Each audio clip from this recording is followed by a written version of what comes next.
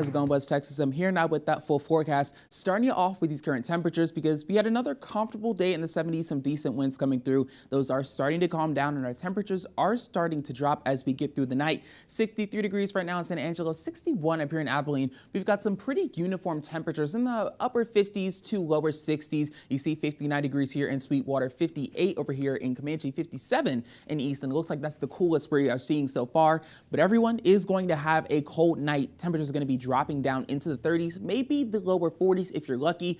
No one is looking to see freezing as of right now, but you can see 33 degrees in Sterling City as well as Sonora. That's only 1 degree away from 32 degrees, which is the freezing level. So hopefully they don't drop that far and no one has to see a freezing night. But long story short, it's going to be cold. But looking over these next couple of days, we're going to have a big warm up. Friday is going to be our last day in the 60s before we jump into the 80s and even the 90s as we get to the beginning of next week. But with all of that heat, of course, comes that elevated to critical fire weather risk. We are primarily going to be seeing some strong drought conditions, of course, that we already had in the area. The exceptional drought up here in Abilene, especially if you start to move further west, surrounded by that area of severe drought as you're getting closer to Snyder. And here in Tom Green County, we started with just one dot of that extreme drought, but it's spread a little bit south into Schleicher County and even over here towards Coleman. You can see a little bit over here in Comanche, getting towards Mason, those areas as well. So we've got some pretty bad drought conditions, and put that on top of the extreme winds that we're going to be seeing. Friday actually is going to be our calmest day, so we're not going to see as much elevated fire weather risk, but in the big country you might have to look out.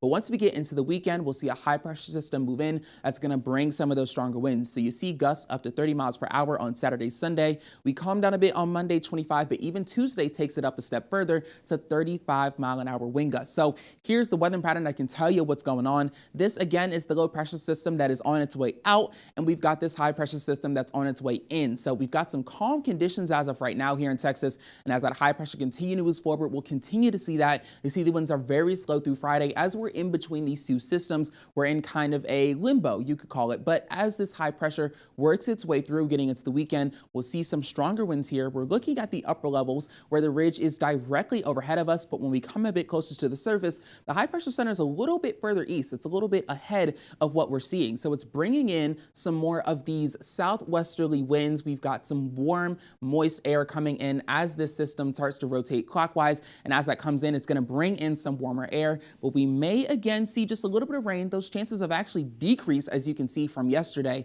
But we got this dry line here. And as this warm, moist air meets with this dry air from the west, they're going to clash. And depending on where that line is, we might see just a little bit of rain if you're on some of those eastern counties. But it seems like so far our rain chances have shifted eastward towards the Dallas and Austin areas. So wrapping up with your 7-day forecast, we've got some calm but hot conditions. You see getting up to the 90s again by the time we get to the weekend. We might see a little bit of rain by the time we get to Monday or Tuesday, but other than that, just expect hot conditions and the chance of fire weather.